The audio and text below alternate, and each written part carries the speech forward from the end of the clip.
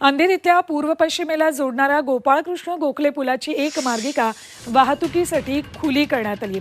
याच पुलाला जोडणारा बर्फीवाला पूल तांत्रिक चुकीमुळे रखडलाय, त्यामुळे मुंबईकरांना वाहतूक कोंडीचा सामना करावाच लागणार आहे। जरी गोखले पुलाची एक मार्गिका सुरू केली असली तरी वाहतूक कोंडीचा सामना करावाच लागेल। जिथे नवीन रेल्वे पॉलिसीप्रमाणे 2 फूट हाईट वाढवून बांधला गेला आणि ते जेव्हा आमच्या हातात ते डॉक्युमेंट आलं तेव्हा काम सुरू झाला होता। सो त्याच्यामुळे हे 2 मीटरची ते त्याच्यामध्ये डिफरन्शियल आहे। असं नाही की काय मोठा इंजिनिअरिंग फॉल्ट आहे की मुद्दाम असं केला गेला, परंतु त्याच्यातून काय बिघडला नाही।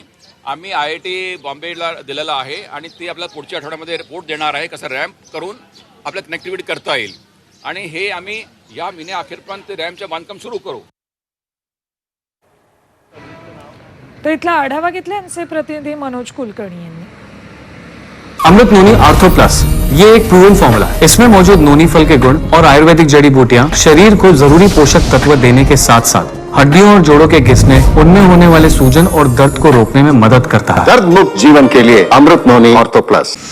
अंधेरीतला गोखले पूल वाहतुकीसाठी सुरू करण्यात आलेला आहे। त्याची एक मार्गिका जी आहे ती सुरू करण्यात आलेली आहे आणि या ब्रिजवरून वाहनं जात असल्याचं पाहायला मिळते, परंतु याच ब्रिजला कनेक्ट होणारा जो बर्फीवाला ब्रिज आहे तो मात्र कनेक्ट होऊ शकलेला नाही आहे, कारण या गोखले पुलाची उंची जी आहे ती जास्त आहे आणि हा जो बर्फीवाला ब्रिज आहे त्या ब्रिज जो कनेक्ट करण्यासाठी उंची लागते ती कमी असल्यामुळे या बर्फीवाल्या ब्रिजवरून वाहतूक सुरू करण्यात आलेली नाही आहे। कारण हा गोखले पूल जेव्हा सुरू करण्यात आला होता त्यावेळेस त्याची जी उंची होती ती कमी प्रमाणात होती, परंतु रेल्वेने मात्र ही उंची वाढवण्यास सांगितलं होतं आणि त्या अनुषंगाने महापालिकेनं हा ब्रिज जेव्हा काम सुरू होतं तेव्हा त्याची उंची वाढवलेली आहे आणि त्यामुळे या दोन्ही ब्रिजची जी समानता यायला पाहिजे होती ती आलेली नाही आहे। त्यामुळे कुठेतरी ही तांत्रिक चूक झाली असावी आणि त्यामुळेच ही वाहतूक या ठिकाणावरून सुरू होऊ शकलेली नाही आहे। आता मात्र ह्या ब्रिज जो आहे ह्या दोन्ही ब्रिज